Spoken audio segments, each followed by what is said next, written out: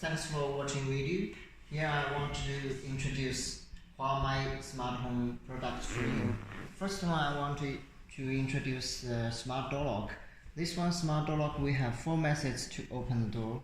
First one is the traditional way, is a mechanical key, like this. Like open the door with the key.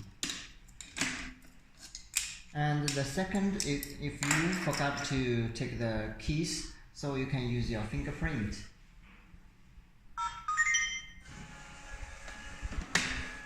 So you can check this is all the automatically. So the third method is to use the password.